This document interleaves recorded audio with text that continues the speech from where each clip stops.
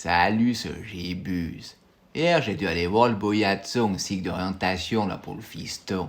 L'orientateur scolaire, Monsieur Cliva. Je suis venu pour le gamin, alors qu'est-ce qui se passe? Maintenant, tu me racontes? Alors, il me dit, on a un problème avec le petit Thomas, il comprend rien. Je lui dis donc, crétin, si le gamin, il comprend rien, c'est peut-être que t'expliques pas bien. Parce que des mauvais élèves, il y en a pas, il y a que des mauvais enseignants, puis c'est tout.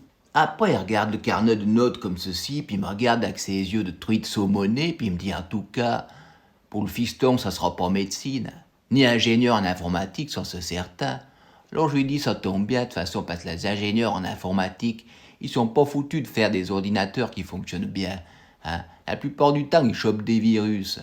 On doit acheter des antivirus, quitte à se demander si c'est pas eux qui créent les virus pour nous vendre des antivirus, cette équipe de trous de balle.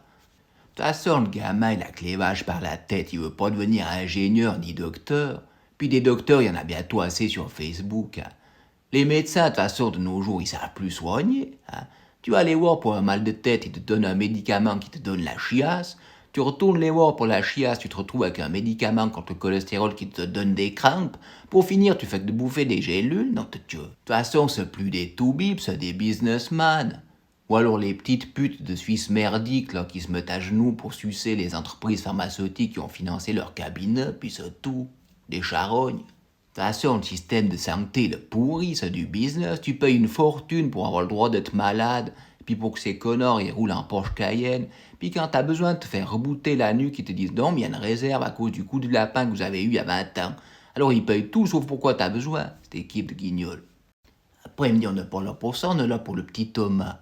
Le problème avec votre fils, c'est qu'il pose trop de questions, puis il veut toujours tout comprendre pourquoi. À l'école, on lui demande pas de comprendre pourquoi, on lui demande d'étudier ce qu'on lui donne, puis de répéter, c'est pas compliqué ou quoi. Alors je me suis énervé, je lui dis, dis donc, le fiston à Gébus, c'est pas un débile qui va écouter ce qu'un enseignant qui a raté sa vie lui demande de répéter comme un perroquet, puis c'est tout.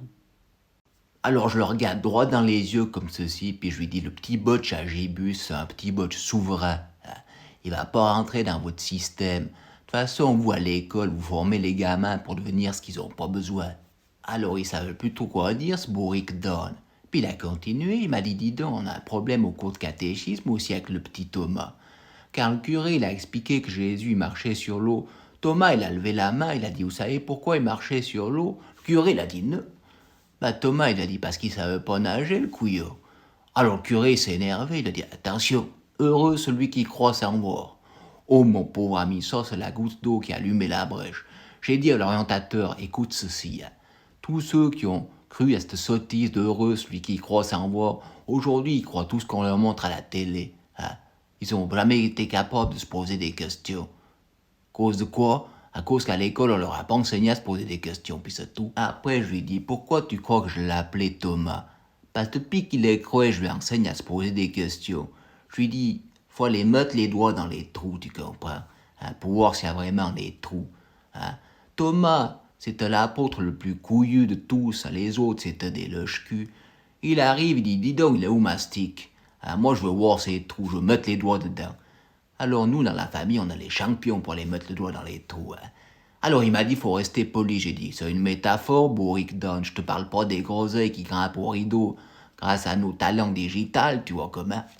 Mais je pense que t'es trop con pour comprendre les métaphores, je lui fais. Dit, puis on a un autre problème avec votre fiston. Il crée des groupes de résistance à la récréation. Il leur raconte les histoires sur Jean Moulin, Farineux, puis Antigoye. C'est qui Antigoye? J'ai dit, c'est pas Antigoye, bourrique d'âne, c'est Antigone. Hein. Ça, c'est trois cochons d'Inde, Farineux, Jean Moulin, puis Antigone. Il a le droit de parler de ces cochons d'Inde ou bien? Parce que moi, mon gamin, je lui raconte des histoires qui lui donnent l'envie. Hein. L'envie d'avoir envie. Toi, t'as oublié tous tes rêves et tes merci. Hein. Toutes ces choses qui avaient vraiment un prix. Qui font l'envie, hein. L'envie d'avoir envie, puis l'envie de vivre sa vie. Pas tes histoires débiles à l'école qui va rendre nos gamins crétins, et puis plus tard politiciens ou bons à rien. Remarque, c'est un petit peu pareil. Hein. Après, je lui dis, toi, t'es un boyatson. Hein. T'es censé aider nos gamins à prendre leur envol dans leur vie, puis tout ce que t'es capable de faire, c'est de leur couper les ailes. Hein. Puis de les foutre dans un système où justement on apprend aux gens à dire oui, amen à tout, sans se poser des questions. Hein. Jusqu'à devenir un prisonnier en pleine liberté enchaîné à un QR code. Le gamin à mes écoles, c'est un loup, c'est pas une chèvre. Et puis à l'école, il vient plus. Il sera avec le paternel en train de mettre les doigts dans les trous.